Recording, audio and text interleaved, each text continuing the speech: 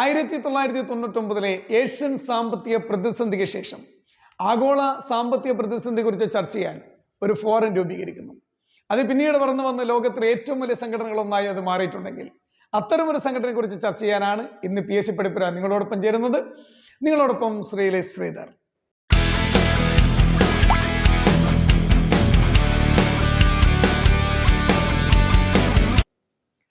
PSC പഠിപ്പുരയുടെ പുതിയ ക്ലാസ്സിലേക്ക് എല്ലാവർക്കും ഒരിക്കൽ കൂടി സ്വാഗതം. നമ്മൾ ഇന്ന് എടുക്കുന്ന സബ്ജക്ട് മറ്റൊന്നുമല്ല, G20 ഉച്ചകോടിയും ബ്രിക്സ് ഉച്ചകോടിയാണ് നമ്മൾ ഇന്ന് എടുക്കുന്നത്. അപ്പോൾ G20 ഉച്ചകോടിയും ബ്രിക്സ് ഉച്ചകോടിയും നമ്മൾ ഇന്ന് എടുക്കുമ്പോൾ കൂടുതൽ കുട്ടികൾ ശ്രദ്ധിക്കേണ്ട കാര്യമുണ്ട്. കൂടുതൽ പരത്തി പറയാതെ ആവശ്യമുള്ള പോയിന്റുകൾ മാത്രം പറഞ്ഞ് നിങ്ങൾക്കൊരു പരീക്ഷ എഴുതാനുള്ള ഒരു തയ്യാറെടുപ്പിലേക്ക് നമ്മൾ കിടക്കുകയാണ്. ഓക്കെ, റെഡിയല്ലേ? അപ്പോൾ നമുക്ക് കിടക്കാം. നമ്മൾ G20 ഉച്ചകോടിയെ കുറിച്ച് നമ്മൾ പറയുന്ന സമയത്ത് നമ്മൾ പറഞ്ഞു ഏതാണ് 1999 എന്ത് നിലവിൽ വരുന്നത്? G20 ഉച്ചകോടി നിലവിൽ വരുന്നത് 1999 G20 നിലവിൽ വരുന്നതെന്ന് പറയുന്ന സമയത്ത് 1999 ഏഷ്യൻ സാമ്പത്തിക പ്രതിസന്ധിക്ക് ശേഷം ആഗോള സാമ്പത്തിക പ്രതിസന്ധിയെ പറ്റി ചർച്ച ചെയ്യാൻ വേണ്ടിയിട്ടാണ് ഒരു ഫോറം രൂപീകരിക്കുന്നത്. ഇവിടെ പ്രധാനമായും നമ്മൾ ചർച്ച ചെയ്യേണ്ടത്, നമ്മൾ മനസ്സിലാക്കേണ്ട കാര്യം വെച്ചാൽ ഈ ഫോറം രൂപീകരിക്കുമ്പോൾ 7 രാജ്യങ്ങൾ ഉണ്ടായിരുന്നല്ലോ. ഫോറം രൂപീകരിക്കുമ്പോൾ G7 എന്ന പേരിലാണ്. ഓക്കെ, അപ്പോൾ ഒന്നുകൂടി പറയാം, 1999 ഏത് സംഘടന നിലവിൽ വരുന്നത്? G20 നിലവിൽ വരുന്നത്. അപ്പം നമ്മൾ പറയുന്നു 1999 ഏഷ്യൻ സാമ്പത്തിക പ്രതിസന്ധിക്ക് ശേഷം ആഗോള സാമ്പത്തിക പ്രതിസന്ധി പറ്റി ചർച്ച ചെയ്യാൻ ഒരു ഫോറം രൂപീകരിക്കുന്നു. ആ ഫോറം രൂപീകരിക്കപ്പെടുമ്പോൾ 7 രാജ്യങ്ങളുണ്ടായിരുന്നു. അപ്പൊ G7 ആണ്. അപ്പൊ G7 ഏതൊക്കെ രാജ്യങ്ങളാണ് അന്നുണ്ടായിരുന്നത്? പിന്നീട് രാജ്യങ്ങൾ ഇങ്ങനെ കൂടിച്ചേരുകയുണ്ടായത്. ഇന്ന് നമ്മൾ 2024 നമ്മൾ എത്തുന്ന സമയത്ത് G21 വരെ എത്തുന്നുണ്ട്. നമ്മൾ പറഞ്ഞതാണ് 7 രാജ്യങ്ങളുണ്ടായിരുന്നു. ഒരു ഫോറം രൂപീകരിക്കുന്ന സമയത്ത് 7 രാജ്യങ്ങളുണ്ടായിരുന്നു അല്ലേ? അപ്പൊ ഏതൊക്കെയാണ് 7 രാജ്യങ്ങൾ? അമേരിക്ക ഉണ്ടായിരുന്നു, ഫ്രാൻസ് ഉണ്ടായിരുന്നു, കാനഡ ഉണ്ടായിരുന്നു, ഇറ്റലി ഉണ്ടായിരുന്നു, ജർമ്മനി ഉണ്ടായിരുന്നു, ജപ്പാൻ ഉണ്ടായിരുന്നു, UK ഉണ്ടായിരുന്നു. 7 രാജ്യങ്ങൾ നമ്മൾ പറഞ്ഞു. ഏതൊക്കെയാണ്? America, France, Canada, Italy, Germany, Japan, UK. 7 രാജ്യങ്ങളാണ് സംഘടന രൂപീകരിക്കുമ്പോൾ ഉണ്ടായിരുന്നത്. ഓക്കെ, ഒരിക്കൽ കൂടെ നമുക്ക് പറയാം, ശ്രദ്ധിച്ചോളൂ. നിലവിൽ വന്നത് 1999 നിലവിൽ വന്നത്. 1999 ഏഷ്യൻ സാമ്പത്തിക പ്രതിസന്ധിക്ക് ശേഷം ആഗോള സാമ്പത്തിക പ്രതിസന്ധി പറ്റി ചർച്ച ചെയ്യാൻ രൂപം കൊണ്ട ഒരു ഫോറമാണ് ഏത്? G20. ഇപ്പൊ G20 നിലവിൽ വരുമ്പോൾ 1999 നിലവിൽ വരുമ്പോൾ ഇതിന്റെ പേരെന്താണ്? G7 എന്നായിരുന്നു. ഓക്കെ, G7 നമ്മൾ പറഞ്ഞു 7 രാജ്യങ്ങളുണ്ടായിരുന്നു. അമേരിക്ക ഉണ്ടായിരുന്നു, ഫ്രാൻസ് ഉണ്ടായിരുന്നു, കാനഡ ഉണ്ടായിരുന്നു, ഇറ്റലി ഉണ്ടായിരുന്നു, ജർമ്മനി ഉണ്ടായിരുന്നു, ജപ്പാൻ ഉണ്ടായിരുന്നു. ദി ലാസ്റ്റ് വൺ ഏതാണ്? UK ഉണ്ടായിരുന്നു. പിന്നീട് രാജ്യങ്ങൾ കൂടിച്ചേരുകയാണ്. എന്ന് പറയുന്ന സമയത്ത് അടുത്ത രാജ്യം ഇവിടെ കൂടിച്ചേരുന്നത് ഏതാണ്? അടുത്ത രാജ്യം കൂടിച്ചേരുന്നത് റഷ്യയാണ്. റഷ്യ ഇതിനോടൊപ്പം കൂടിച്ചേർന്നുകൊണ്ട് എന്നാണ് 8 ആവുന്നു. 8 വരുന്നു. റഷ്യക്ക് ശേഷം പിന്നീട് വരുന്ന ഏതൊക്കെയാണ്? ബ്രസീൽ വരുന്നുണ്ട്, സൗത്ത് ആഫ്രിക്ക വരുന്നുണ്ട്, ഇന്ത്യ വരുന്നുണ്ട്, ചൈന വരുന്നുണ്ട്. ഓക്കെ, ഇവിടെ ഈ UK വരെ നമ്മളിവിടെ പറയുമ്പോൾ പിന്നീട് അവിടെ കൂടിച്ചേർന്ന റഷ്യ കൂടിച്ചേരുമ്പോൾ പിന്നീട് വരുന്ന ഏതൊക്കെയാണ്? Brazil, south Africa, India, China. Okay, അപ്പൊ ഒന്നുകൂടി ശ്രദ്ധിച്ചാൽ മതി. കൂടിച്ചേരുമ്പോൾ ഏതൊക്കെയാ പിന്നീട് വരുന്നത്? റഷ്യ കൂടിച്ചേർന്നു. ഇവിടെ ഞാൻ പ്ലസ് ഇട്ടതാ, കൂടിച്ചേർന്ന് കാണിക്കാൻ വേണ്ടിയിട്ടാണ് സ്ലൈഡ് പ്ലസ് ഇട്ടത്. ഇപ്പൊ റഷ്യ കൂടിച്ചേർന്നിട്ട് 8 ആവുന്നു. 9ാമത്തെ ഏത് വരുന്നു? ബ്രസീൽ വരുന്നു. 10ാമത്തെ ഏത് വരുന്നു? സൗത്ത് ആഫ്രിക്ക വരുന്നു. 11ാമത്തെ ഏത് വരുന്നു? ഇന്ത്യ വരുന്നു. 14ാമത്തെ ഏത് വരുന്നു? ചൈന വരുന്നു. കണ്ടോ? അപ്പോൾ നമ്മൾ നേരത്തെ പറഞ്ഞ UK വരെ നമ്മൾ പറഞ്ഞു നിർത്തുന്ന സമയത്ത് പ്ലസ് അതിൻ്റെ കൂടെ റഷ്യ കൂടി ചേരുമ്പോൾ പിന്നെ അതിൻ്റെ കൂടെ ഏതൊക്കെ വരുന്നു? ബ്രസീൽ വരുന്നു, സൗത്ത് ആഫ്രിക്ക വരുന്നു, ഇന്ത്യ വരുന്നു, ചൈന വരുന്നു.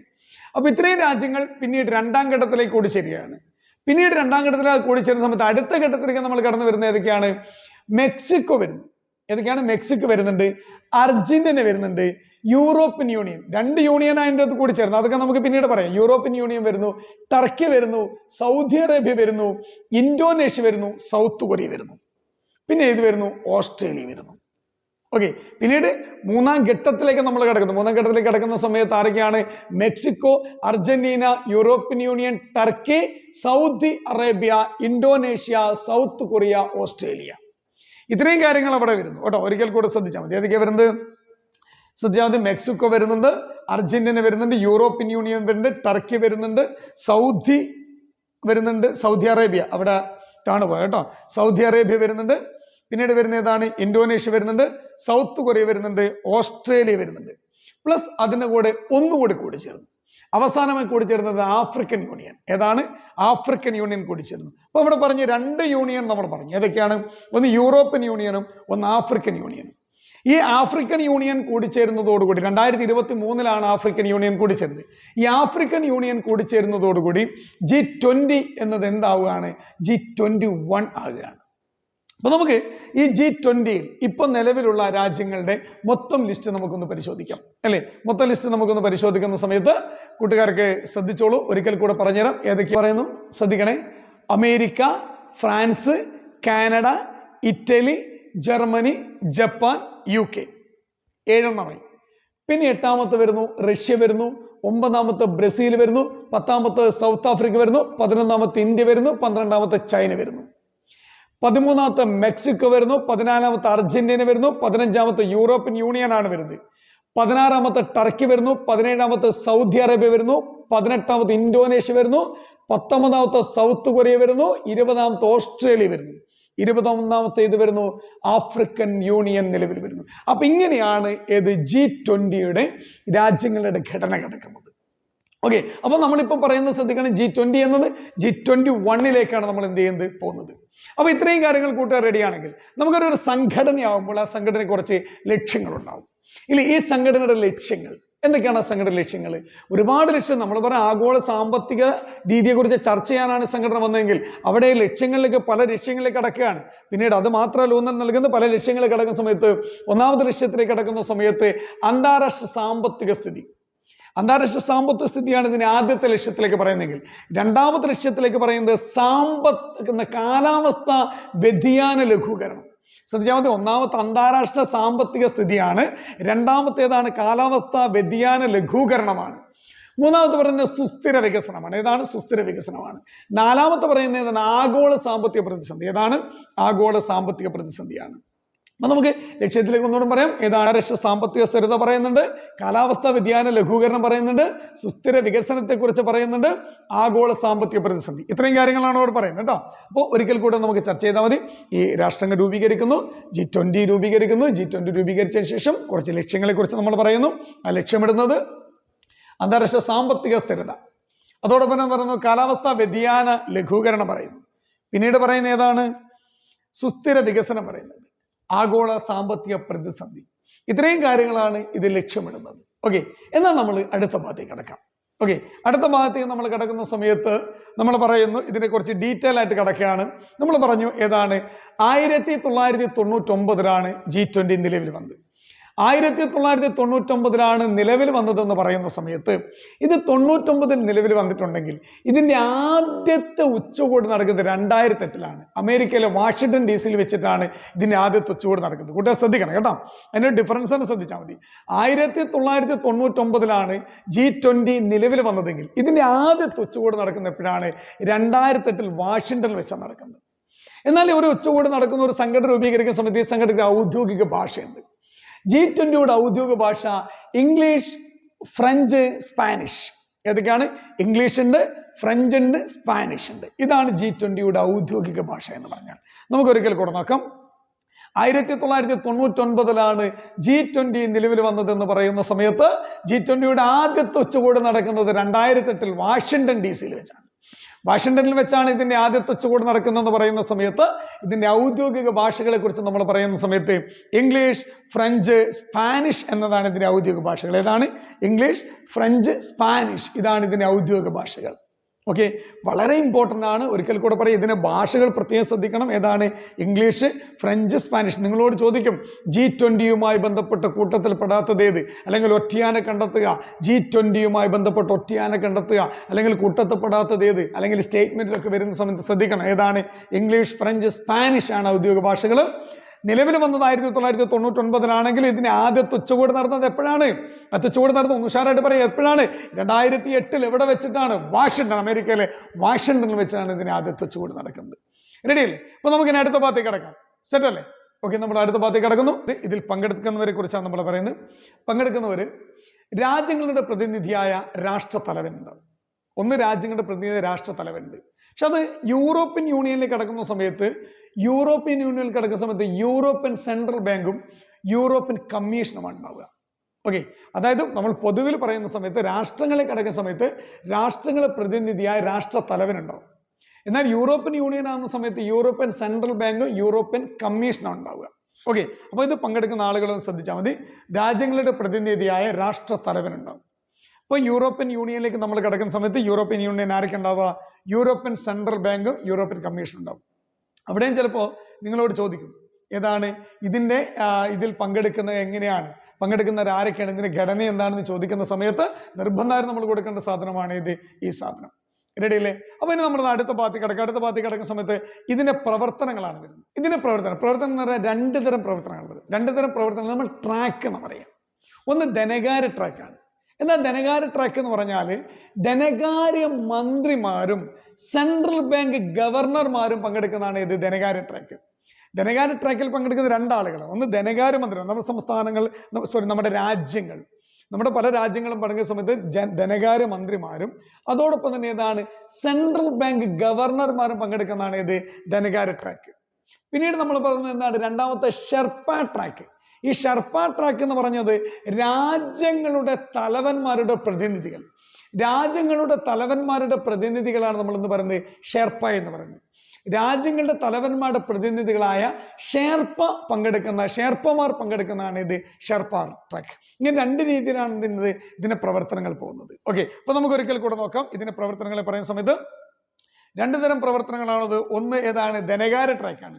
ധനകാര്യ ട്രാക്കിൽ പങ്കെടുക്കുന്ന ആരൊക്കെയാണ്? ധനകാര്യ മന്ത്രിമാരും സെൻട്രൽ ബാങ്ക് ഗവർണർമാരും പങ്കെടുക്കുന്നു. പിന്നീട് വരുന്ന ഏതാണ്? രണ്ടാമത്തേതാണ് ഷെർപ്പ ട്രാക്കാണ്. ഷെർപ്പ ട്രാക്ക് എന്ന് പറഞ്ഞാൽ രാജ്യങ്ങളുടെ തലവന്മാരുടെ പ്രതിനിധികളാണ് നമ്മൾ എന്ന് പറയുന്നത് ഷെർപ്പ എന്ന് പറയുന്നത്. ഈ രാജ്യങ്ങളുടെ തലവന്മാരുടെ പ്രതിനിധികൾ പങ്കെടുക്കുന്നതാണ് ഷെർപ്പ ട്രാക്ക് എന്ന് പറയുന്നത്. ഓക്കെ, അങ്ങനെ രണ്ട് തരം പ്രവർത്തനങ്ങളാണ് ഇവിടെ എന്ത് ചെയ്യുന്നത് നമ്മൾ ചർച്ച ചെയ്യുന്നത്. അപ്പൊ രണ്ടു തരം പ്രവർത്തനത്തെ കുറിച്ച് ചർച്ച ചെയ്യുന്ന സമയത്ത് ഇനി അടുത്ത നമ്മൾ കിടക്കുന്ന ഏറ്റവും ഇമ്പോർട്ടൻ്റ് ആയ ഭാഗത്തേക്ക് നമ്മൾ കിടക്കണം. ഏറ്റവും ഇമ്പോർട്ടൻ്റ് മേഖല ഒരിക്കൽ പോലും സ്കിപ്പ് ചെയ്ത് പോകരുത്. G20 2023 G20 2023 ഏതാണ്? G20 2023. G20 2023 കുറിച്ച് നമ്മൾ പറയുന്ന സമയത്ത് നമുക്ക് അറിയുന്ന ഒരു കാര്യമുണ്ട്. G20 2023 ഉച്ചകോടിയുടെ വേദി ഇന്ത്യ ആയിരുന്നു. ഇന്ത്യയിൽ ന്യൂഡൽഹി ആയിരുന്നു G20 2023 ഉച്ചകോടിയുടെ വേദി എന്ന് പറയുന്ന സമയത്ത് ന്യൂഡൽഹിയിലെ പ്രഗതി മൈതാനത്തിൽ ഭാരത് മണ്ഡപം ഇന്റർനാഷണൽ എക്സിബിഷൻ സെന്ററിൽ വെച്ചിട്ടായിരുന്നു 2023 G20 ഉച്ചകോടിയുടെ വേദി. പ്രഗതി മൈതാനത്തിന്, ന്യൂഡൽഹിയിലെ പ്രഗതി മൈതാനത്തിലെ ഭാരത് മണ്ഡപം ഇന്റർനാഷണൽ എക്സിബിഷൻ സെന്ററിൽ വെച്ചാണ് നടന്നത്. പിന്നെ നമ്മൾ പറയുന്ന സമയത്ത് ഇതൊരു ആപ്തവാക്യം ഉണ്ടായിരുന്നു. ഒരു ഭൂമി, ഒരു കുടുംബം, ഒരു ഭാവി. വസുദേവക കുടുംബകം എന്ന സംസ്കൃത വാക്യത്തിൽ നിന്നാണ് ഇത് രൂപം കൊണ്ടത്. എന്നാൽ ഇന്ത്യൻ ഷെർപ്പയായി പങ്കെടുത്തത് അമിതാഭ് കാന്താണ്. ആരാണ്? അമിതാഭ് കാന്താണ്. നമുക്ക് ഒന്ന് സശ്രദ്ധം നമുക്കൊന്ന് വീക്ഷിക്കാം. റെഡിയല്ലേ? സശ്രദ്ധം നമുക്കൊന്ന് വീക്ഷിക്കാം. G20 2023 നമ്മൾ പറയുന്ന വേദി ന്യൂഡൽഹിയാണ്. ന്യൂഡൽഹിയാണെങ്കിൽ ന്യൂഡൽഹിയിലെ പ്രഗതി മൈതാനത്തിൽ എവിടെയാണെന്ന് നമ്മൾ പറഞ്ഞു കഴിഞ്ഞാണ് Bharat Mandapam international exhibition centre. Bharat Mandapam international exhibition centre പ്രഗതി മൈതാനത്തിലെ ഭാരത് മണ്ഡപം ഇന്റർനാഷണൽ എക്സിബിഷൻ സെന്ററിൽ വെച്ചിട്ടായിരുന്നു 2023 G20 ഉച്ചകോടിയുടെ വേദി. എന്നാൽ പറയുന്നു ഇതിനൊരു ആപ്തവാക്യം ഉണ്ടായിരുന്നു. ഒരു ഭൂമി, ഒരു കുടുംബം, ഒരു ഭാവി. നമുക്കറിയാം നമ്മുടെ സംസ്കൃതത്തിലെ വസുദേവ കുടുംബകം എന്ന സംസ്കൃതത്തിൽ നിന്ന് എടുത്തിരിക്കുന്നതാണ് ഇത് ഒരു ഭൂമി, ഒരു കുടുംബം, ഒരു ഭാവി എന്നത്. നമ്മൾ അടുത്ത ഭാഗത്ത് കിടക്കുന്ന സമയത്ത് ഇന്ത്യൻ ഷെർപ്പയായി പങ്കെടുത്ത ആരാണ്? അമിതാഭ് കാന്ത് ആയിരുന്നു ഇന്ത്യൻ ഷെർപ്പയായി പങ്കെടുത്തത്. ഇനി നമുക്ക് അടുത്ത ഭാഗത്ത് കിടക്കുന്ന സമയത്ത് ഇന്ത്യ അധ്യക്ഷ പദവിയിൽ എന്ന് പറയുന്ന സമയത്ത് 2022 ഇന്തോനേഷ്യയിൽ നിന്നായിരുന്നു ഇന്ത്യ അധ്യക്ഷ പദവി ഏറ്റെടുത്തത്. 2022 ഇന്തോനേഷ്യയിൽ നിന്നും ഇന്ത്യ അധ്യക്ഷ പദവി ഏറ്റെടുക്കുമ്പോൾ ശ്രദ്ധിക്കേണ്ട ഒരു കാര്യമുണ്ട്. 2022 ഡിസംബർ 1 മുതൽ 2023 നവംബർ മാസം 30 വരെയായിരുന്നു ഇന്ത്യ അധ്യക്ഷ പദവിയിൽ ഉണ്ടായിരുന്നത്. ഇപ്പൊ G20 അധ്യക്ഷ പദവിയിൽ ഇരിക്കുന്ന സമയത്ത് അതിനെ തലവൻ ആരാണെന്ന് പറഞ്ഞാൽ ആ അധ്യക്ഷ പദവിയിലിരിക്കുന്ന രാജ്യത്തിന്റെ തലവനായിരിക്കും G20യുടെ തലവൻ. ഓക്കെ, അപ്പോൾ നമ്മളിവിടെ പറയുന്നു 2022 ഡിസംബർ മാസം 1-ാം തീയതി മുതൽ 2023 നവംബർ മാസം 30-ാം തീയതി വരെ ആയിരുന്നു ഇന്ത്യ അധ്യക്ഷ പദവി വരുന്നത്. രാഷ്ട്രത്തലവനായിരുന്നു അധ്യക്ഷൻ എന്ന് പറയുമ്പോൾ ഇന്ത്യ അധ്യക്ഷ പദവിയിലിരിക്കുന്ന സമയത്ത് അധ്യക്ഷൻ മറ്റാരുമായിരുന്നില്ല, നരേന്ദ്ര ദാമോദർദാസ് മോദി ആയിരുന്നു. അധ്യക്ഷൻ ആരായിരുന്നു? നരേന്ദ്ര ദാമോദർദാസ് മോദി ആയിരുന്നു അധ്യക്ഷൻ എന്ന് പറയുന്ന സമയത്ത്. അധ്യക്ഷ പദവി ഏറ്റെടുത്തതിന് ശേഷം ഇന്ത്യ G20 പുതിയ ലോഗോ സൃഷ്ടിച്ചിട്ടുണ്ടായിരുന്നു. G20 പുതിയ ലോഗോ ഇന്ത്യ സൃഷ്ടിച്ച സമയത്ത് ആ ലോഗോയുടെ ആ പതാകയിലെ നിറങ്ങൾ എന്ന് പറഞ്ഞാൽ കുങ്കുമം ഉണ്ടായിരുന്നു, വെള്ളയുണ്ടായിരുന്നു, നീലയുണ്ടായിരുന്നു, പച്ചയുണ്ടായിരുന്നു. ഏതാണ്? കുങ്കുമം, വെള്ള, നീല, പച്ച. ലോഗോയുടെ സങ്കല്പം പ്രപഞ്ചം താമരപ്പൂവിൽ എന്നായിരുന്നു ലോഗോയുടെ സങ്കല്പമെങ്കിൽ ലോഗോയുടെ താഴെ ദേവനാഗരി ലിപിയിൽ ഭാരത് എന്ന് എഴുതിയിട്ടുണ്ടായിരുന്നു. ഓക്കെ, നമുക്ക് ഒന്നുകൂടി വീക്ഷിക്കാം, ശ്രദ്ധ വെച്ചോളൂ. അധ്യക്ഷ പദവിയിൽ ഇന്ത്യ 2022 ഡിസംബർ 1 മുതൽ 2023 നവംബർ 30 വരെയായിരുന്നു ഇന്ത്യ അധ്യക്ഷ പദവി ഉണ്ടായിരുന്നു. നമ്മൾ പറഞ്ഞു 2022 ഇന്തോനേഷ്യയിൽ നിന്നാണ് ഈ പദവി ഇന്ത്യ ഏറ്റുവാങ്ങിയതെങ്കിൽ ശ്രദ്ധിച്ചാൽ മതി, അധ്യക്ഷൻ രാഷ്ട്രതലവനാണ്. എന്നാൽ 2023 G20 ഉച്ചകോടിയുടെ അധ്യക്ഷൻ മറ്റാരുമായിരുന്നില്ല, നരേന്ദ്ര ദാമോദർദാസ് മോദി ആയിരുന്നു അധ്യക്ഷൻ, അല്ലെ? അധ്യക്ഷ പദവി ഏറ്റെടുത്തതിന് ശേഷം G20 ഇന്ത്യ പുതിയ ലോഗോ സൃഷ്ടിച്ചു. പുതിയ ലോഗോയെ കുറിച്ച് പറയുന്ന സമയത്ത് പതാകയുടെ നിറം കുങ്കുമം, വെള്ള, നീല, പച്ചയായിരുന്നു പതാകയുടെ നിറം. പിന്നെ പറഞ്ഞു ലോഗോയുടെ സങ്കല്പം പ്രപഞ്ചം താമരപ്പൂവിൽ എന്നതായിരുന്നു ലോഗോയുടെ സങ്കല്പം. പിന്നെ നമ്മളിവിടെ പറയുന്നു ലോഗോയുടെ താഴെയായി ദേവനാഗരി ലിപിയിൽ ഭാരത് എന്ന് എഴുതിയിട്ടുണ്ടായിരുന്നു. റെഡിയല്ലേ? ഇത്രയും കാര്യങ്ങളാണ് നമ്മളിവിടെ എന്തായിരുന്നു പ്രധാനമായും ചർച്ച ചെയ്യേണ്ടത്. ഇനി നമ്മൾ G20 ആതിഥേയത്വം വഹിക്കുന്നത് ഇന്ത്യയാണ് 2023. അപ്പൊ നമുക്കറിയാം അതിഥി ദേവോ ഭവ. ഇന്ത്യയെ കുറിച്ച് പറയുന്ന സമയത്ത് ഇന്ത്യയിൽ 2023 G20 അതിഥി രാജ്യങ്ങളെ വന്ന രാജ്യങ്ങളെയാണ് നമ്മളിവിടെ പരാമർശിക്കാൻ പോകുന്നത്. അതിഥി രാജ്യങ്ങളായി 2023 വന്നത് 9 രാജ്യങ്ങൾ. ഏതാണ് 9 രാജ്യങ്ങളാണ്? 9 രാജ്യങ്ങൾ ഏതൊക്കെയാണ് നമുക്ക് നോക്കാം. ഒന്ന്, ബംഗ്ലാദേശ് ഉണ്ട്, ഈജിപ്ത് ഉണ്ട്, മൗറീഷ്യസ് ഉണ്ട്, നൈജീരിയ ഉണ്ട്, സിംഗപ്പൂർ ഉണ്ട്, ഒമാൻ ഉണ്ട്, സ്പെയിൻ ഉണ്ട്, UAE ഉണ്ട്, നെതർലാൻഡ് ഉണ്ട്. 9 രാജ്യങ്ങളാണ് അതിഥികളായി ഇവിടെ വന്നത്. അപ്പോൾ പറയുന്നു 9 രാജ്യങ്ങൾ അതിഥികളായി വരുമ്പോൾ ഏതൊക്കെയാണ്? Bangladesh, Egypt, Mauritius, Nigeria, Singapore, Oman, പിന്നീട് വരുന്നു സ്പെയിൻ, പിന്നീട് വരുന്നു UAE, പിന്നീട് വരുന്നു ഏതാണ്? നെതർലാൻഡ്സ്. അപ്പം 2023 G20 ഉച്ചകോടിയിൽ അതിഥികളായി വന്ന രാജ്യങ്ങൾ ഏതൊക്കെയാണെന്ന് ചോദിച്ചാൽ 9 രാജ്യങ്ങളാണ്. മറക്കരുത്, ഇതൊക്കെ ചോദിക്കും. കാരണം ഇപ്പോൾ കടന്നുകയറ്റാണ്, ചോദ്യം കടന്നുകയറ്റായതുകൊണ്ട് തീർച്ചയായിട്ടും വരും. 9 രാജ്യങ്ങളാണ് അതിഥികളായി വന്നതെങ്കിൽ ബംഗ്ലാദേശ് ഉണ്ട്, ഈജിപ്ത് ഉണ്ട്, മൗറീഷ്യസ് ഉണ്ട്, നൈജീരിയ ഉണ്ട്, സിംഗപ്പൂർ ഉണ്ട്, ഒമാൻ ഉണ്ട്, സ്പെയിൻ ഉണ്ട്, UAE ഉണ്ട്, നെതർലാൻഡ്സ് ഉണ്ട്. അപ്പൊ നമ്മൾ ഇത്രയും രാജ്യത്തെക്കുറിച്ച് അതിഥികളായി വന്ന രാജ്യത്തെക്കുറിച്ച് നമ്മൾ പറയുന്ന സമയത്ത് ഇനി G20 കൂടുതൽ കാര്യത്തിൽ നമ്മൾ കടക്കാതെ 2023 G20 കൂടുതൽ കാര്യത്തിൽ നമ്മൾ കടക്കുന്ന സമയത്ത് ആദ്യത്തെ ഷെർപ്പ മീറ്റിംഗ് നടന്നത് ഉദയപൂർ വെച്ചാണ്. G20 2023 ആദ്യത്തെ ഷെർപ്പ മീറ്റിംഗ് നടന്ന ഉദയപൂർ വെച്ചാണ്. നമ്മൾ പറഞ്ഞു രാഷ്ട്ര തലവന്മാരുടെ പ്രതിനിധികളാണ് നമ്മൾ ഷെർപ്പ എന്ന് പറയുന്നത്. ആദ്യത്തെ ഷെർപ്പ മീറ്റിംഗ് നടന്നത് എവിടെ വെച്ചിട്ടാണ്? ഉദയപൂർ വെച്ചാണെങ്കിൽ. അടുത്ത ഏറ്റവും ഇമ്പോർട്ടൻ്റ് ചോദ്യമാണ്, രണ്ടാമത്തെ ഷെർപ്പ മീറ്റിംഗ് നടന്നത് കുമരകത്ത് വെച്ചാണ്. എവിടെ വെച്ചാണ്? കുമരകത്ത് വെച്ചാണ്. ആദ്യത്തെ ഷെർപ്പ മീറ്റിംഗ് നടന്നത് ഉദയപൂർ വെച്ചാണെങ്കിൽ രണ്ടാമത്തെ ഷെർപ്പ മീറ്റിംഗ് നടന്നത് എവിടെ വെച്ചിട്ടാണ്?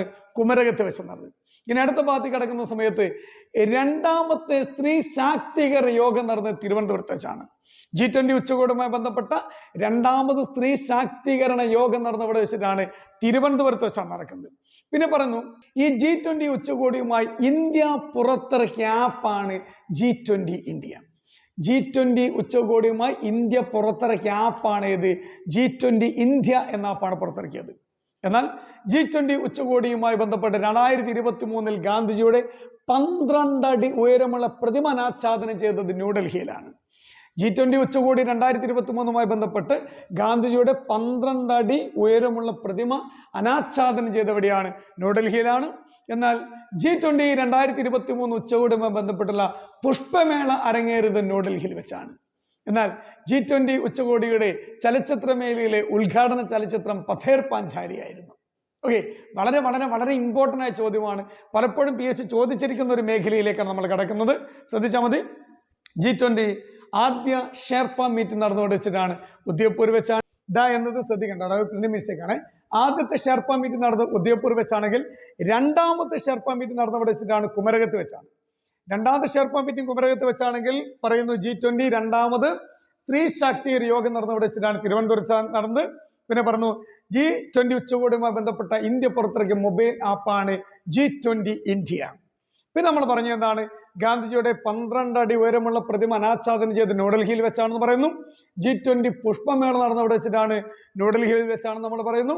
അതുപോലെ തന്നെ G20 ചലച്ചിത്രമേളയുടെ ഉദ്ഘാടന ചിത്രം ഏതായിരുന്നു? പഥേർ പാഞ്ചാലി ആയിരുന്നു ഉദ്ഘാടന ചിത്രം. ഇത്രയും ഭാഗങ്ങൾ നമ്മൾ പറയുന്ന സമയത്ത് ഇനി നമ്മൾ അടുത്ത ഭാഗത്തേക്ക് നമ്മൾ കടക്കുന്നു. അടുത്ത ഭാഗത്തേക്ക് നമ്മൾ കടക്കുന്ന സമയത്ത് ഏതാണ്? ഹെൽത്ത് വർക്കിംഗ് ഗ്രൂപ്പ് നടന്ന ഇന്ത്യൻ പട്ടണങ്ങൾ. G20 ഉച്ചകോടിയുമായി ബന്ധപ്പെട്ട ഹെൽത്ത് വർക്കിംഗ് ഗ്രൂപ്പ് നടന്ന ഇന്ത്യൻ പട്ടണങ്ങളാണ്. 1 തിരുവനന്തപുരം, 2 ഗോവ, 3 ഹൈദരാബാദ്, 4 ഗാന്ധിനഗർ. ഈ 4 പട്ടണത്തിൽ വെച്ചാണ് ഹെൽത്ത് വർക്കിംഗ് ഗ്രൂപ്പ് നടന്നത്. അപ്പോൾ G20യുമായി ബന്ധപ്പെട്ട് ഹെൽത്ത് വർക്കിംഗ് ഗ്രൂപ്പ് നടന്ന 4 പട്ടണങ്ങളാണ്. 1 തിരുവനന്തപുരം ഉണ്ട്, രണ്ടാമത്തത് ഏതുണ്ട്? ഗോവയുണ്ട്, മൂന്നാമത്തത് ഏതുണ്ട്? ഹൈദരാബാദ് ഉണ്ട്, നാലാമത്തത് ഏതുണ്ട്? ഗാന്ധിനഗർ ഉണ്ട്. ഇതൊക്കെ പഠിച്ചു വെക്കണം, നിർബന്ധമായും പഠിച്ചു വെക്കണം കേട്ടോ.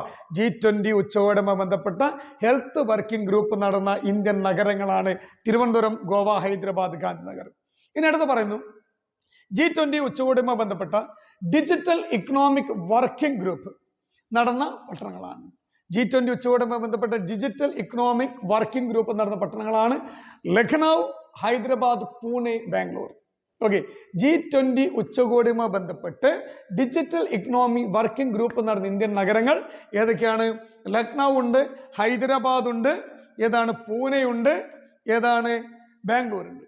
അപ്പോൾ G20 ഉച്ചകോടിയുമായി ബന്ധപ്പെട്ട ഡിജിറ്റൽ ഇക്കണോമിക് വർക്കിംഗ് പ്രോഗ്രാം നടന്നത് ലഖ്നൗ, ഹൈദരാബാദ്, പൂനെ, ബാംഗ്ലൂർ ആണെങ്കിൽ ഇനി നമ്മൾ പറഞ്ഞ് G20 സമ്മേളനത്തിന് മീറ്റിങ്ങിന് വേദിയായ നഗരങ്ങളാണ്. കുറേ നഗരങ്ങളുണ്ട്, ഇത് നിർബന്ധമായിട്ട് എന്ത് ചെയ്യണം? പഠിച്ചു വെക്കണം കേട്ടോ. അപ്പോൾ നഗരങ്ങൾ ഏതൊക്കെയാണെന്ന് വെച്ചാൽ G20 സമ്മേളനത്തിന് മീറ്റിംഗ് നഗരങ്ങൾ ഏതൊക്കെയാണ് പറയുന്ന സമയത്ത് ബാംഗ്ലൂർ ഉണ്ട്, ചണ്ഡീഗഡ് ഉണ്ട്, ചെന്നൈ ഉണ്ട്, ഗുവാഹത്തി ഉണ്ട്, ഇൻഡോർ, ജയ്പൂർ, ഖജുരാഹോ, കൊൽക്കത്ത, ലക്നൗ, മുംബൈ, പൂനെ, റാൻ ഓഫ് കച്ച്, ഉദയപൂർ, ഗുരുഗ്രാം, രാംനഗർ, ഹൈദരാബാദ്. ഓക്കെ, ഓരോന്നോരോന്നോട് നോക്കിക്കോ. ഏതാണ്? ബാംഗ്ലൂർ ഉണ്ട്, അതോടൊപ്പം തന്നെ ഏതാണ്? ചണ്ഡീഗഡ് ഉണ്ട്, ചെന്നൈ ഉണ്ട്, ഗുവാഹത്തി ഉണ്ട്, പിന്നെ പറഞ്ഞ ഇൻഡോർ ഉണ്ട്, ജോധ്പൂർ ഉണ്ട്, ഖജുരാഹോ ഉണ്ട്, കൊൽക്കത്ത ഉണ്ട്, ലക്നൗ ഉണ്ട്, മുംബൈ ഉണ്ട്, പൂനെ ഉണ്ട്, അതുപോലെ തന്നെ റാൻ ഓഫ് കച്ച് ഉണ്ട്, ഉദയപൂർ ഉണ്ട്, ഗുരുഗ്രാം ഉണ്ട്, രാംനഗർ ഉണ്ട്, ഗാന്ധിനഗർ ഉണ്ട്, ഹൈദരാബാദ് ഉണ്ട്. ഓക്കെ, ഇതൊക്കെ ഏതാണ്? ഇവിടെ മീറ്റിങ്ങിന്റെ നഗരങ്ങളാണ്. അപ്പോൾ ഒന്നുകൂടി പറഞ്ഞുതരാം എന്താണ് G20 സമ്മേളനത്തിന് മീറ്റിംഗ് നഗരങ്ങൾ ഏതൊക്കെയാണ്? ബാംഗ്ലൂർ, ചണ്ഡീഗഡ്, ചെന്നൈ, ഗുവാഹത്തി, ഇൻഡോർ, ജോധ്പൂർ, ഖജുരാഹോ, കൊൽക്കത്ത, ലക്നൗ, മുംബൈ, പൂനെ, റാൻ ഓഫ് കച്ച്, ഉദയപൂർ, ഗുരുഗ്രാം, രാംനഗർ, ഹൈദരാബാദ്, ഗാന്ധിനഗർ. ഇത്രയും സ്ഥലങ്ങൾ വെച്ചാണ് G20 സമ്മേളനത്തിന് മീറ്റിംഗ് നടന്നത്. ഓക്കെ, പിന്നെ പറയുന്നത് കേരളത്തിൽ മീറ്റിംഗ് നടന്ന സ്ഥലങ്ങൾ. അപ്പോൾ സെപ്പറേറ്റ് ആയിട്ട് പഠിക്കാണ്ട്, സെപ്പറേറ്റ് ആയിട്ട് ചോദിക്കാണ്ട് നമ്മൾ കേരളത്തിൽ മീറ്റിംഗ് നടന്ന സ്ഥലങ്ങളെ കുറിച്ച് നമ്മൾ പറയുന്ന സമയത്ത് 1 തിരുവനന്തപുരമാണ്. 1 തിരുവനന്തപുരം എന്ന് പറയുന്ന സമയത്ത് തിരുവനന്തപുരത്ത് വെച്ചാണ് സ്ത്രീ ശാക്തീകരണ യോഗം നടന്നത്. 2ാമത് സ്ത്രീ ശാക്തീകരണ യോഗം നടന്നത് തിരുവനന്തപുരത്ത് വെച്ചാണ്. പിന്നെ ഒന്നായിരുന്നാണ് കുമരകത്ത് വെച്ചാണ്. 2ാമത് ഷെർപ്പ മീറ്റിംഗ് നടന്നത് കുമരകത്ത് വെച്ചാണ്. 3ാമത് കിടക്കുന്നത് കൊച്ചിയാണ്. 3ാമത് ഫ്രെയിം വർക്കിംഗ് ഗ്രൂപ്പ് മീറ്റിംഗ് നടന്ന അവിടെ വെച്ചാണ്, കൊച്ചിയിൽ വെച്ചാണ്. ഓക്കെ, ഇപ്പൊ ഒന്നുകൂടെ നിർത്തി പറഞ്ഞുതരാം. ഓക്കെ, അപ്പോൾ തിരുവനന്തപുരത്ത് വെച്ച് നമ്മൾ പറഞ്ഞ ഏതാണ്? 2ാമത് സ്ത്രീ ശാക്തീകരണ യോഗം നടന്ന് തിരുവനന്തപുരത്ത് വെച്ചാണ് പറഞ്ഞു. പിന്നെ നടക്കുന്ന കുമരകത്ത് വെച്ചാണ്. കുമരകത്ത് വെച്ചുള്ള കാര്യം നമ്മൾ പറഞ്ഞു. 3ാമത്തെ എവിടെ വെച്ചാണ്? കൊച്ചിയിൽ വെച്ചാണ്. അപ്പോൾ നിങ്ങളോട് ചോദിക്കും, കേരളത്തില് വെച്ച് G20 ഉച്ചകോടിയുമായി ബന്ധപ്പെട്ട് കേരളത്തിൽ വെച്ച് മീറ്റിംഗ് നടന്ന സ്ഥലങ്ങൾ ഏതൊക്കെയെന്ന് ചോദിച്ചാൽ തിരുവനന്തപുരം, കുമരകം, കൊച്ചി. ഓക്കെ, സ്ഥലങ്ങൾ വിട്ടു പോകരുത്, നിർബന്ധമാണ്, വളരെ ഇമ്പോർട്ടൻ്റ് ആണ്. ഇനി അടുത്ത ഭാഗത്തേക്ക് നമുക്ക് കിടക്കാം. അടുത്ത ഭാഗത്തേക്ക് നമ്മൾ കിടക്കുന്ന സമയത്ത് ട്രോയ്ക്ക. എന്താണ് ട്രോയ്ക്ക എന്ന് പറഞ്ഞാൽ? ട്രോയ്ക്ക എന്ന് പറഞ്ഞാൽ എന്താണ്? ട്രോയ്ക്ക എന്ന് പറഞ്ഞാൽ മുൻ വർഷം, നിലവിലെ വർഷം, അടുത്ത വർഷം. മുൻ വർഷങ്ങളിൽ ഉണ്ടായത്, അല്ലെങ്കിൽ ഇനി അടുത്ത വർഷങ്ങളിൽ വരാൻ പോകുന്നത്, അല്ലെങ്കിൽ ഒന്നുകൂടി വിശദീകരിച്ച് പറഞ്ഞുതരാം. മുൻ വർഷങ്ങളിൽ, കഴിഞ്ഞുപോയ വർഷത്തിൽ നടന്നത്, ഇപ്പോൾ നടക്കുന്നത്, ഇനി വരാൻ പോകുന്ന വർഷം നടക്കുന്നത്, ഇതിനാണ് ട്രോയ്ക്ക എന്ന് പറയുന്നത്. ഓക്കെ, ട്രോയ്ക്ക എങ്ങനെയാണ്? പിന്നെ ട്രോയ്ക്ക എന്ന് പറയുന്ന സമയത്ത് 2023 നടന്ന ഇന്ത്യയിലാണ്, കഴിഞ്ഞുപോയി. 2021 നടന്ന ഇന്ത്യയിൽ, അത് കഴിഞ്ഞുപോയി. 2024 ഇപ്പം നടന്നതാണ്. 2024 നടന്ന ബ്രസീൽ വെച്ച്. ഇനി വരാൻ പോകുന്നത് 2025 എവിടെയാണ്? South Africa. ഇതിനാണ് ട്രോയ്ക്ക എന്ന് പറഞ്ഞത്. ഒന്ന് കഴിഞ്ഞു പോയത്, നിലവിലുള്ളത്, വരാൻ പോകുന്നത്. ഇതാണ് ട്രോയ്ക്ക എന്ന് പറയുന്നത്. കണ്ടില്ലേ, ഇതാണ് ട്രോയ്ക്ക. മുൻവർഷം, നിലവിലെ വർഷം, അടുത്ത വർഷം. അപ്പോൾ മുൻവർഷം കഴിഞ്ഞു പോയത് ഏതാണ്? 2023 ഇന്ത്യയാണ്, 2024 ബ്രസീലാണ്, 2025 സൗത്ത് ആഫ്രിക്കയാണ്. ഇപ്പൊ ചോദിക്കും, സ്റ്റേറ്റ്മെന്റ് ചോദിക്കും, എന്താണ് G20 ഉച്ചകോടി ട്രോയ്ക്കയുമായി ബന്ധപ്പെട്ട തെറ്റായ പ്രസ്താവന ഏത്, ശരിയായ പ്രസ്താവന ഏതെന്ന് ചോദിക്കുമ്പോൾ അവർ ഇതിന്റെ ഓർഡർ തെറ്റ് ചോദിക്കും. 2023 ഇന്ത്യ, 24 ബ്രസീൽ, 25 ഏതാണ്? South Africa. ഇതാണ് G20 ഉച്ചകോടി ട്രോയ്ക്ക എന്ന് പറയുന്നത്. ഇനി നമ്മൾ ഏറ്റവും ഇമ്പോർട്ടൻ്റ് ഭാഗത്തേക്ക് നമ്മൾ കിടക്കുന്നു. G20യുടെ 2020 മുതലുള്ള പ്രധാന വേദികൾ. G20യുടെ പ്രധാന വേദികൾ 2020 2020 പ്രധാന 20 വരെയുള്ള പ്രധാന വേദികളാണ്. അതിൽ കിടക്കുന്നു. 2020 റിയാദിൽ വെച്ചാണ് നടന്നത്. 2020 റിയാദിൽ വെച്ച് നടക്കുമ്പോൾ 2021 നടന്നത് ഇറ്റലിയിൽ വെച്ചാണ്. 2020 റിയാദിൽ വെച്ച്, 2021 ഇറ്റലിയിൽ വെച്ച്, 2022 ഇന്തോനേഷ്യയിൽ വെച്ച്. ഞാൻ പറഞ്ഞു ഇന്തോനേഷ്യയിൽ നിന്നാണ് ഇന്ത്യ ഇത് ഏറ്റുവാങ്ങിയെന്ന് പറഞ്ഞു. 2023 ഇന്ത്യയിൽ വെച്ചാണെങ്കിൽ 2024 ബ്രസീൽ വെച്ചാണ്, 2025 സൗത്ത് ആഫ്രിക്ക. അപ്പോൾ നമ്മൾ പ്രധാന വേദികളായ സ്ഥലങ്ങൾ നമ്മൾ പറഞ്ഞു. ഒന്നുകൂടെ നമുക്ക് നോക്കാം. നമ്മൾ പറയുന്നത് ഏതാണ്? 2020 റിയാദാണ്, 2021 ഇറ്റലിയാണ്, 2022 ഇന്തോനേഷ്യയാണ്, 2023 എവിടെയാണ്? ഇന്ത്യയാണ്, 2024 ബ്രസീലാണ്, 2025 ഏതാണ്? സൗത്ത് ആഫ്രിക്കയാണ്. അപ്പോൾ മറക്കണ്ട, 2020 മുതൽ ഉച്ചകോടികളെ വേദികളെ കുറിച്ചാണ് നമ്മൾ പരിചയപ്പെടുന്നത്. 2020 മുതൽ 25 വരെയുള്ള കാര്യം നമ്മൾ പറയുന്നു. ഏതാണ്? 20 Riyadh, 21 Italy, 22 Indonesia, 23 India, 24 Brazil, 25 south Africa. ഇവിടെ നിങ്ങൾ 22 മുതൽ ഇങ്ങോട്ട് നോക്കണേ. 22 ആതിഥേയത്വം വഹിച്ച രാജ്യം ഏതായിരുന്നു? ഇന്തോനേഷ്യ ആയിരുന്നു. ഇന്തോനേഷ്യയിൽ നിന്നാണ് ഇന്ത്യ എന്ത് ചെയ്യുന്നത്? അധ്യക്ഷപദം ഏറ്റെടുക്കുന്നത്. പിന്നെ നമ്മൾ ട്രോയ്ക്ക എന്ന് പറയുന്നത് കഴിഞ്ഞതും നിലവിലുള്ളതും വരാൻ പോകുന്നതും. കഴിഞ്ഞത് 23 ഇന്ത്യ, കഴിഞ്ഞത്. നിലവിൽ നിൽക്കുന്നത് ഏതാണ്? ബ്രസീൽ. അത് 24 കഴിഞ്ഞു, ഇത് 25 തുടങ്ങി. എന്നാലും ഇപ്പോൾ നിലവിലുള്ളത് ഏതായിരുന്നു? ബ്രസീലാണ്. ഇനി 25 വരാൻ പോകുന്ന ഏതാണ്? South Africa. അവസാനത്തെ 3 എണ്ണമാണ് ഇതിൽ വരുന്നത്, ട്രോയ്ക്കയിൽ ഉൾപ്പെടുന്നത്. ഇതാണ് നമ്മൾ G20യെ കുറിച്ച് പറഞ്ഞത്. ഇനി നമുക്ക് കിടക്കാം ബ്രിക്സ് ഉച്ചകോടി. ഏതാണ്? ബ്രിക്സ് ഉച്ചകോടിയിലേക്ക് നമ്മൾ കിടക്കുന്നത്. റെഡി? അപ്പൊ കൂട്ടുകാരെ നമുക്കിനി കിടക്കാം. ഏതാണ്? ബ്രിക്സ് ഉച്ചകോടി. ബ്രിക്സ് ഉച്ചകോടി G20 പോലെ തന്നെ വളരെ ഇമ്പോർട്ടൻ്റ് ആണ്. ഒരു ചെറിയ ഇൻട്രൊഡക്ഷൻ പറഞ്ഞുതരാം. Building better global economics BRICS എന്ന തലക്കെട്ടിൽ 2001 നടപ്പിൽ വരുത്തിയ ഒരു പഠനത്തിൽ ഗോൾഡ്സ്മാൻ സാക്സിലെ ഒരു ചീഫ് ഉദ്യോഗസ്ഥനായ ജിം ഒ നീൽ എന്നറിയപ്പെടുന്ന വ്യക്തി, അദ്ദേഹമാണ് ബ്രിക്സ് എന്ന ആശയം രൂപപ്പെടുത്തിയത്. ഈ ആശയത്തിൽ നിന്നാണ് ബ്രിക്സ് എന്ന സംഘടനയ്ക്ക്, ഈ ആശയത്തിൽ നിന്നാണ് ഈ പേര് എന്ത് ചെയ്യുന്നത്? രൂപം കൊള്ളുന്നത്. തൽക്കാലം ഇത്രയും കാര്യം നിങ്ങൾ ഓർത്ത് വെച്ചാൽ മതി. പിന്നീട് നമ്മൾ വരുന്ന രാഷ്ട്രത്തിന്റെ ഒരു പട്ടിക ഉൾപ്പെടുത്തിക്കൊണ്ടാണ് എന്ത് ചെയ്യുന്നത്? ബ്രിക്സ് എന്ന പേര് എന്ത് ചെയ്യുന്നത്? ഈ സംഘടന സ്വീകരിക്കുന്നത്. അപ്പോൾ നമ്മൾ കിടക്കുന്ന ഏതാണ്? ബ്രിക്സ് ഉച്ചകോടിയിലേക്ക് നമ്മൾ കിടക്കുകയാണ്. ബ്രിക്സ് ഉച്ചകോടിയിലേക്ക് നമ്മൾ കിടക്കുന്ന സമയത്ത് വികസിത രാഷ്ട്രങ്ങളുടെ ഒരു കൂട്ടായ്മയാണ് ഇത് ബ്രിക്സ് ഉച്ചകോടി. വികസിത രാഷ്ട്രങ്ങളുടെ കൂട്ടായ്മയാണ് ബ്രിക്സ് ഉച്ചകോടി എന്ന് പറയപ്പെടുന്നത്. ജിം ഒ നീലാണ് ബ്രിക്സ് എന്ന ആശയം രൂപപ്പെടുത്തിയത്. ജിം ഒ നീലാണ് ബ്രിക്സ് എന്ന ആശയം രൂപപ്പെടുത്തിയതെങ്കിൽ ബ്രിക്സ് സ്ഥാപിതമായത് 2009 ജൂൺ 16 തീയതിയാണ്. 2009 ജൂൺ മാസം 16 തീയതിയാണ് ബ്രിക്സ് എന്ന സംഘടന സ്ഥാപിതമാവുന്നതെങ്കിൽ റഷ്യയിലെ എക്കാറ്റൽബർഗിലാണ് എന്ത് ചെയ്യുന്നത്? ബ്രിക്സ് രൂപീകരിക്കുന്നത്. ഓക്കെ, ആദ്യമായി ഇവർ സമ്മേളിക്കുന്നത്, കൂടിച്ചേരുന്നത്. നിലവിൽ വരുമ്പോൾ 4 രാജ്യങ്ങൾ ഉണ്ടായിരുന്നുള്ളൂ. 4 രാജ്യങ്ങൾ എന്ന് പറഞ്ഞാൽ ബ്രിക്സിൽ അംഗരാജ്യങ്ങളായി 4 രാജ്യങ്ങൾ Brazil, Russia, India, China. BRIC ആയിരുന്നു. ബ്രിക്സിലായിരുന്നു BRIC. Brazil, Russia, India, China. ഇതായിരുന്നു നിലവിൽ വരുമ്പോൾ 4 രാജ്യങ്ങൾ. 2010 ഡിസംബർ 24 സൗത്ത് ആഫ്രിക്ക കൂടി ബ്രിക്കിൽ അംഗമായതോടുകൂടി ബ്രിക് എന്താവുന്നു? ബ്രിക്സ് ആവുന്നു. എന്താവുന്നു? ബ്രിക്സ് ആവുന്നു. ഓക്കെ, കൂടുതൽ കാര്യങ്ങളിലേക്ക് കൂട്ടുകാർ സശ്രദ്ധം ഒന്ന് വീക്ഷിക്കുന്നു. തിരികെ വരെ നമുക്ക് വികസ്വര രാഷ്ട്രങ്ങളുടെ കൂട്ടായ്മയാണ് ബ്രിക്സ് എന്ന് പറയുന്ന സമയത്ത് ജിം ഒ നീലാണ് ബ്രിക്സ് എന്ന ആശയം രൂപപ്പെടുത്തിയത്. പറയുന്നു ബ്രിക്സ് സ്ഥാപിതമായത് 2009 ജൂൺ മാസം 16 തീയതിയാണ് സ്ഥാപിതമായതെങ്കിൽ റഷ്യയിലെ എക്കാറ്റൽബർഗിൽ വെച്ചാണ് ആദ്യത്തെ സമ്മേളനം നടക്കുന്നത്. പിന്നെ പറയുന്ന ഏതാണ്? നിലവിൽ വരുമ്പോൾ 4 രാജ്യങ്ങളാണ് ഉണ്ടായിരുന്നത്. 4 രാജ്യങ്ങൾ എന്ന് പറഞ്ഞാൽ ഏതൊക്കെയാണ് 4 രാജ്യങ്ങൾ? ബ്രിക്സിലെ അംഗരാജ്യങ്ങൾ എന്ന് പറയുന്നത് ബ്രസീൽ ഉണ്ടായിരുന്നു, റഷ്യ ഉണ്ടായിരുന്നു, ഇന്ത്യ ഉണ്ടായിരുന്നു, ചൈന ഉണ്ടായിരുന്നു. അപ്പോൾ Brazil, Russia, India, China. Brazil B, Russia R, India I, China C. BRIC. എന്നാൽ പറയുന്നു 2010 ഡിസംബർ 24 സൗത്ത് ആഫ്രിക്കയുടെ ബ്രിക്കിൽ അംഗമായതോടുകൂടി ബ്രിക്ക് എന്താവുന്നു? ബ്രിക്സ് ആവുന്നു. ഓക്കെ, അപ്പൊ നമ്മൾ കൂടുതൽ കാര്യത്തിലേക്ക് നമ്മൾ കിടക്കുന്നു. കൂടുതൽ കാര്യത്തിൽ നമ്മൾ കിടക്കുന്ന സമയത്ത് ആദ്യ സമ്മേളനം നടന്നവിടെ വെച്ചിട്ടാണ് റഷ്യയിൽ വെച്ച്. നമ്മൾ പറഞ്ഞു ആദ്യ സമ്മേളനം നടന്നവിടെ വെച്ചിട്ടാണ് റഷ്യയിൽ വെച്ച് ആദ്യ സമ്മേളനം നടന്നതെങ്കിൽ ബ്രിക്സ് രാജ്യങ്ങളുടെ കൂട്ടായ്മ ആരംഭിച്ചൊരു ബാങ്ക് ഉണ്ട്. ആ ബാങ്കാണ് ന്യൂ ഡെവലപ്മെന്റ് ബാങ്ക്. ഏതാണ്? ന്യൂ ഡെവലപ്മെന്റ് ബാങ്ക്, NDB എന്ന് പറയും. അപ്പൊ ഒന്നുകൂടെ പറഞ്ഞു, ബ്രിക്സ് രാജ്യങ്ങളുടെ കൂട്ടായ്മ ആരംഭിച്ച ബാങ്കാണ് ഇത് ന്യൂ ഡെവലപ്മെന്റ് ബാങ്ക്, NDB എന്ന് പറയും. ബാങ്കിന്റെ ആസ്ഥാനം ചൈനയിലാണ്. ചൈനയിലെ ഷാങ്ഹായ് ആണ് NDBയുടെ ആസ്ഥാനം. 2014 ജൂലൈ മാസം 15-ാം തീയതിയാണ് ഈ ബാങ്ക് നിലവിൽ വരുന്നത്. സ്വാഭാവികമായിട്ട് നമുക്കറിയാം, ഒരു ബാങ്ക് നിലവിൽ വരുമ്പോൾ അതിന് ആദ്യത്തെ അധ്യക്ഷൻ KV കമ്മത്താണ്. ആദ്യത്തെ അധ്യക്ഷൻ ആരാണ്? KV കമ്മത്താണ്. ശ്രദ്ധിച്ചാൽ മതി. ഈ ബ്രിക്സ് ബാങ്കിന്റെ അധ്യക്ഷന്റെ കാലാവധി എത്ര വർഷമായിരിക്കും? 5 വർഷമാണ് കാലാവധി ഉണ്ടാകുന്നത്.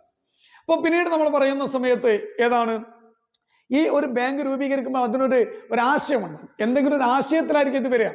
ഈ ആശയത്തിലേക്ക് വരിക എന്ന് പറയുന്ന സമയത്ത് ബ്രിക് രാജ്യങ്ങളുടെ വികസന പ്രവർത്തനങ്ങൾ, ബ്രിക്സിൽ ഉൾപ്പെടുന്ന രാജ്യങ്ങളുടെ വികസന പ്രവർത്തനങ്ങൾക്ക് സാമ്പത്തിക സഹായം നൽകുക എന്ന ലക്ഷ്യത്തോടു കൂടിയാണ് ഈ ബാങ്ക് 2014 ജൂലൈ 15-ാം തീയതി സ്ഥാപിതമാവുന്നത്. ഓക്കെ, അപ്പോൾ കൂടുതൽ കാര്യത്തിൽ നമുക്ക് കടക്കാം. കൂടുതൽ കാര്യത്തിൽ നമുക്ക് കടന്നു വരുന്ന സമയത്ത് നമുക്കൊന്ന് പറയാം, ശ്രദ്ധിച്ചോളൂ. ഏതാണ്? ആദ്യ സമ്മേളനം നടന്ന ഇവിടെ വെച്ചിട്ടാണ്, റഷ്യയിൽ വെച്ചാണ് ആദ്യ സമ്മേളനം നടന്നത്. ബ്രിക് രാജ്യങ്ങളുടെ കൂട്ടായ്മ ആരംഭിച്ച ബാങ്കാണ് ന്യൂ ഡെവലപ്മെന്റ് ബാങ്ക്, NDB എന്ന് പറയും അല്ലെ. പിന്നെ പറയുന്നതാണ് ബാങ്കിന്റെ ആസ്ഥാനം എവിടെയാണ്? ഷാങ്ഹായ്. ഏതാണ്? ഷാങ്ഹായ് ആണ് NDBയുടെ ആസ്ഥാനം. 2014 ജൂലൈ മാസം 15-ാം തീയതിയാണ് ഇത് രൂപീകരിച്ചത്. ആദ്യാധ്യക്ഷൻ KV കമ്മത്താണ്. ആദ്യാധ്യക്ഷൻ. 5 വർഷമാണ് കാലാവധി. 5 വർഷ കാലാവധി പ്രശ്നത്തിൽ നമ്മൾ പറഞ്ഞു ബ്രിക്സ് രാജ്യങ്ങളുടെ വികസന പ്രവർത്തനങ്ങളിൽ സാമ്പത്തിക സഹായം നൽകുന്ന ലക്ഷ്യത്തോടു കൂടിയാണ് ഈ രാജ്യങ്ങൾ ചേർന്ന് 2014 ജൂലൈ 15-ന് ഒരു ബാങ്ക് രൂപീകരിക്കുന്നത്. അതാണ് ബ്രിക്സ് വികസന ബാങ്ക് അഥവാ ന്യൂ ഡെവലപ്മെന്റ് ബാങ്ക്, NDB എന്ന് പറയുന്നത്. പിന്നെ നമ്മൾ പറയുന്ന സമയത്ത് ആഗോള സാമ്പത്തിക വ്യവസ്ഥയിൽ അമേരിക്കൻ യൂറോപ്യൻ യൂണിയന്റെയും നേതൃത്വത്തിലുള്ള ലോക ബാങ്കിന് അന്താരാഷ്ട്ര നാണയനിധിക്ക് തുല്യമായ ഒരു ബാങ്കാണ് ഇത് ബ്രിക്സ് ബാങ്ക്. ഇതിലൂടെ ലക്ഷ്യം വെക്കുന്നത് $5000 കോടി പ്രാരംഭ മൂലധനവുമായി പ്രവർത്തനമാക്കുക എന്നതായിരുന്നു ബാങ്കിന്റെ ആസ്ഥാനം. ഈ ആവശ്യം ഇതൊന്നും നിങ്ങൾ പഠിക്കേണ്ട ആവശ്യമില്ല കേട്ടോ. ഇതൊന്നും നിങ്ങൾ പഠിക്കാൻ വേണ്ടി നിങ്ങൾ പഠിക്കുന്നത് മോളത്തിൽ കണ്ടന്റ് മാത്രം പഠിച്ചാൽ. ഏതാണ്? ബ്രിക്സ് രാജ്യങ്ങളുടെ വികസന പ്രവർത്തനങ്ങൾക്ക് വേണ്ടിയിട്ടാണ് എന്ത് രൂപീകരിക്കുന്നത്? ബാങ്ക് രൂപീകരിക്കുന്നത്. 2014 ജൂലൈ 15-ആണ് രൂപീകരിച്ചത്. ആവശ്യമില്ലാത്ത കുറേ കാര്യങ്ങളൊന്നും പഠിച്ചു വെക്കണ്ട. ഇതെന്താണ് എന്നതൊന്ന് കാണിക്കാൻ വേണ്ടി മാത്രം മാഷോട് പറഞ്ഞു തന്നല്ലോ കേട്ടോ. ഒരിക്കൽ കൂടെ ഒന്നുകൂടി വൃത്തി പറഞ്ഞുതരാം. ശ്രദ്ധിച്ചോ, ആദ്യ സമ്മേളനം റഷ്യയിൽ വെച്ചാണ്. ബ്രിക്സ് രാജ്യങ്ങളുടെ കൂട്ടായ്മ ആരംഭിച്ച ബാങ്കാണിത് ന്യൂ ഡെവലപ്മെന്റ് ബാങ്ക്, NDB. ബാങ്കിന്റെ ആസ്ഥാനം ചൈനയിലെ ഷാങ്ഹായ് ആണ് ആസ്ഥാനം.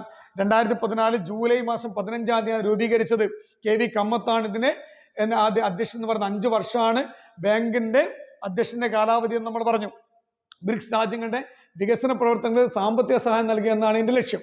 ഓക്കെ, ഇനി നമ്മൾ അടുത്ത ഭാഗത്തേക്ക് കിടക്കുന്ന സമയത്ത് ബ്രിക്സ് ബാങ്കിന്റെ ആസ്ഥാനം ചൈനയിലെ ഷാങ്ഹായ് ആണെന്ന് നമ്മൾ പറഞ്ഞു. ആദ്യത്തെ ബ്രിക്സ് ഉച്ചകോടി നടന്ന് 2009-ലാണെന്ന് പറഞ്ഞു. എന്നാൽ 2011-ൽ ദക്ഷിണാഫ്രിക്ക ഉൾപ്പെടുത്തിക്കൊണ്ട് ബ്രിക്സ് ഉച്ചകോടി നടന്നു. ഓക്കെ, അപ്പൊ എന്താവുന്നു? ബ്രിക്സ് ആവുന്നു. അതിവേഗം മാറിക്കൊണ്ടിരിക്കുന്ന ലോകത്ത് വളർന്നു വരുന്ന സമ്പദ് വ്യവസ്ഥകൾ തങ്ങളുടെ സ്വാധീനം ഉറപ്പുവരുത്തുന്നതിനും നിർണായകമായ വേദിയായി ഇത് പ്രവർത്തിക്കുന്നു. ഓക്കെ, അതിവേഗത്തിൽ മാറിക്കൊണ്ടിരിക്കുന്ന ലോകത്ത് വളർന്നു വരുന്ന സമ്പദ് വ്യവസ്ഥ തങ്ങളുടെ സ്വാധീനം ഉൾക്കൊള്ളിക്കാൻ വേണ്ടി നിർണായകമായ വേദിയായിട്ടാണ് ഇത് പ്രവർത്തിക്കുന്നത്, ബ്രിക്സ് പ്രവർത്തിക്കുന്നത്. പിന്നെ പറഞ്ഞു, വളർന്നു വരുന്ന സമ്പദ് വ്യവസ്ഥകൾക്കിടയിൽ സാമ്പത്തിക സഹകരണവും രാഷ്ട്രീയ യോജിപ്പും ഉൾപ്പെടെ വിവിധ വിഷയങ്ങൾ ചർച്ച ചെയ്യാൻ ഓരോ വർഷവും അംഗരാജ്യങ്ങൾ സമ്മേളിക്കുന്നുണ്ട്. അപ്പോൾ ഇത് ഓരോ വർഷമാണ് എന്ത് ചെയ്യുന്നത്? അംഗരാജ്യങ്ങൾ കണ്ട ഓരോ വർഷവും അംഗരാജ്യങ്ങളിൽ നിന്ന് നേതാക്കന്മാർ ഒത്തുകൂടുന്നു, അല്ലെങ്കിൽ അംഗരാജ്യങ്ങൾ സമ്മേളിക്കുന്നു എന്ന് പറയാം. ഇനി നമ്മൾ സമ്മേളിക്കുന്നു എന്ന് പറയുന്ന സമയത്ത് ഇനി ബ്രിക്സ് ഉച്ചകോടിയുടെ വേദികളിലേക്ക് നമ്മൾ കടക്കാം. ബ്രിക്സ് ഉച്ചകോടിയുടെ വേദിയിൽ നമ്മൾ കിടക്കുന്ന സമയത്ത് നമ്മൾ ഒന്നാമത്തെ ഉച്ചകോടിയുടെ വേദി നമ്മൾ പറഞ്ഞു അല്ലേ. ഒന്നാമത്തെ ഉച്ചകോടി നടന്ന എവിടെ വെച്ചിട്ടായിരുന്നു നമ്മൾ പറഞ്ഞു? എവിടെ വെച്ചാൽ റഷ്യയിൽ വെച്ചാൽ നമ്മൾ പറഞ്ഞു. ഒന്നാമത്തെ ഉച്ചകോടി നമ്മൾ റഷ്യയിൽ വെച്ചാണെന്ന് പറയുന്ന സമയത്ത് ഇവിടെ നമ്മൾ കിടക്കുന്ന ഇനി വേദിയിലേക്ക് നമ്മൾ കിടക്കുന്ന സമയത്ത് ശ്രദ്ധിച്ചാൽ മതി. രണ്ടാമത്തെ ഉച്ചകോടിയുടെ വേദിയായത് ബ്രസീലാണ് 2010. 2009 ആദ്യത്തെ ഉച്ചകോടി നടന്നത് അല്ലെ. 2010 വേദിയായത് എവിടെയാണ്? ബ്രസീലാണ്. എന്നാൽ 2011 മൂന്നാമത്തെ ഉച്ചകോടിക്ക് വേദിയായത് എവിടെയാണ്? ചൈനയാണ്. 2012 വേദിയായത് ന്യൂഡൽഹിയാണ്. 2012 വേദിയായത് ന്യൂഡൽഹിയാണ്. 2013 വേദിയായത് ദക്ഷിണാഫ്രിക്കയാണ്. പിന്നീട് പറഞ്ഞ 2014 വേദിയായത് ബ്രസീലാണ്. 2015 വേദിയായത് റഷ്യയാണ്. 2016 വേദിയായത് ഗോവയാണ്. ശ്രദ്ധിക്കണേ ഓരോ ശ്രദ്ധിക്കണം. ഗോവയാണ്. 2017 വേദിയായത് വീണ്ടും ചൈന തന്നെയാണ്. 2018 വേദിയായത് ആഫ്രിക്കയാണ്. 2019 വേദിയായത് ബ്രസീലാണ്. ഇനി 2020 വേദിയായത് നോക്കാം. അതിനു മുന്നേ നമുക്ക് ഒന്നുകൂടി പറയാം. രണ്ടാമത്തെ ഉച്ചകോടിയുടെ വേദി ബ്രസീലാണ്. 2010 മൂന്നാമത്തെ ഉച്ചകോടി നടന്നത് എവിടെ വെച്ച്? ചൈനയിലെ സന്യൻ എന്നറിയപ്പെടുന്ന സ്ഥലത്താണ് 2011. 2012 വേദിയായത് എവിടെ വെച്ചിട്ടാണ്? ന്യൂഡൽഹിയാണ്. 2013 ദക്ഷിണാഫ്രിക്കയാണ് വേദിയായത്. ദക്ഷിണാഫ്രിക്കയാണെങ്കിൽ ആറാമത്തെ ഉച്ചകോടിക്ക് വേദിയായത് എവിടെയാണ്? ബ്രസീലാണ്. 2014. 2015 ഏഴാമത്തെ ഉച്ചകോടി നടന്നത് റഷ്യയിൽ വെച്ചാണ്. 2016 എട്ടാമത്തെ ഉച്ചകോടി നടന്നത് ഗോവയിൽ വെച്ചാണ്. 2017 ഒമ്പതാമത്തെ ഉച്ചകോടി നടന്നത് അവിടെ വെച്ചിട്ടാണ്? സയാമിൽ ചൈനയിൽ വെച്ചാണ് നടക്കുന്നത്. അതുപോലെ തന്നെ 2018 എത്രാമത്തെ ഉച്ചകോടിയാണ്? 10ാമത്തെ ഉച്ചകോടി വേദിയായത് സൗത്ത് ആഫ്രിക്കയാണ്. 2019 11ാമത്തെ ഉച്ചകോടി വേദിയായത് ഏതാണ്? ബ്രസീലാണ്. ഇത്രയും കാര്യങ്ങൾ കൂട്ടുകാർ റെഡിയാണ്. അപ്പം മറക്കണ്ട, 10 ബ്രസീലാണ്, 11 ചൈനയാണ്, 12 ന്യൂഡൽഹിയാണ്, 13 ദക്ഷിണാഫ്രിക്കയാണ്, 14 ബ്രസീലാണ്, 15 റഷ്യയാണ്, 16 ഗോവയാണ്, 17 ചൈനയാണ്, 18 സൗത്ത് ആഫ്രിക്കയാണ്, 19 ബ്രസീലാണ്. എന്നാൽ 2020 വേദിയാവുന്നത് റഷ്യയാണ്. 2020 റഷ്യ വേദിയാവുന്നു. 2021 വീണ്ടും ഇന്ത്യ വേദിയാവുന്നു. 2022 വീണ്ടും ചൈന വേദിയാവുന്നു. 2023 വേദിയാവുന്നത് ദക്ഷിണാഫ്രിക്കയാണ്. ജോഹനാസ്ബർഗിലാണ്. ദക്ഷിണാഫ്രിക്കയിലെ ജോഹനാസ്ബർഗ് 2023 വേദിയാവുന്നു. 2024 വേദിയാവുന്നത് വീണ്ടും റഷ്യ തന്നെയാണ്. എന്നാൽ 2025 വേദിയാവാൻ പോകുന്നത് ഏതാണ്? ബ്രസീലാണ്. ഓക്കെ, കൂടുതൽ കിടക്കാം. നമുക്ക് നല്ല രീതിയിൽ തന്നെ എന്ത് ചെയ്യാം? ഒന്ന് പഠിച്ചെടുക്കാം. ഓക്കെ, ശ്രദ്ധിച്ചോളും. 12ാമത്തെ ബ്രിക്സ് ഉച്ചകോടിയുടെ വേദി 2020 എവിടെയാണ്? റഷ്യയിലാണ്. 2021 13ാമത്തെ ഉച്ചകോടിയുടെ വേദിയാവുന്നത് ഇന്ത്യയാണ്. 2022 14ാമത്തെ ഉച്ചകോടിയുടെ വേദിയാവുന്നത് ചൈനയാണ്. 2023 15ാമത് ഉച്ചകോടിയുടെ വേദിയാവുന്നത് ജോഹനാസ്ബർഗ് ആണ്. ദക്ഷിണാഫ്രിക്കയിലെ ജോഹനാസ്ബർഗ് നമുക്കറിയാം അല്ലേ. ഗാന്ധിജിയെ വംശീയവരിയുടെ പേരിൽ ഇറക്കിവിട്ട റെയിൽവേ സ്റ്റേഷൻ സ്ഥിതി ചെയ്യുന്നത് ജോഹനാസ്ബർഗിലാണ്. ഇതൊക്കെ നമുക്കറിയാം അല്ലേ. അപ്പൊ നമ്മൾ പറയുന്നു 15ാമത് ഉച്ചകോടിയുടെ വേദി ജോഹനാസ്ബർഗിലാണ്. 2023 ഓഗസ്റ്റ് മാസം 23-ാം തീയതിയാണ്. പറയുന്നു 16ാമത് ഉച്ചകോടിയുടെ വേദിയായത് റഷ്യയിലാണ്, കസാനാണ്. 2024 അവിടെ ഒരു ഡീറ്റെയിൽ ആയിട്ടൊരു കാര്യം കൂടെ നമുക്ക് പറയാനുണ്ട്.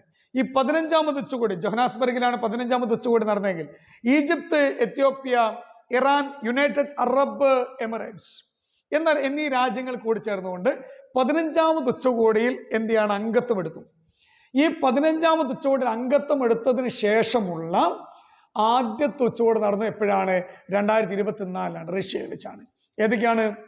Egypt, Ethiopia, Iran, United Arab Emirates എന്നീ രാജ്യങ്ങളൊക്കെ അംഗമെടുത്തതിന് ശേഷം, അത് 15ാമത്തെ ഉച്ചകോടിയിലാണ് ഇവർ അംഗമെടുക്കുന്നത്.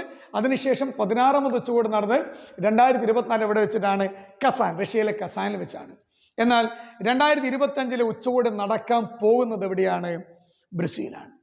ഓക്കെ, അപ്പൊ 23 നിർബന്ധമാണ്, 24 നിർബന്ധമാണ്, 25 നിർബന്ധമാണ്. 2023 നിർബന്ധമാണ്, 2024 നിർബന്ധമാണ്, 2025 നിർബന്ധമാണ്. ഇനി നമുക്ക് കിടക്കാം അടുത്ത ഭാഗത്തേക്ക്. ഉച്ചകോടിയുടെ ലക്ഷ്യങ്ങൾ. അംഗരാജ്യങ്ങൾ തമ്മിലുള്ള ബന്ധം വിപുലപ്പെടുത്തുക, സുസ്ഥിര വികസനത്തെ പ്രോത്സാഹിപ്പിക്കുക. അംഗരാജ്യങ്ങൾ തമ്മിലുള്ള ബന്ധം വിപുലപ്പെടുത്തുക, സുസ്ഥിര വികസനം പ്രോത്സാഹിപ്പിക്കുക.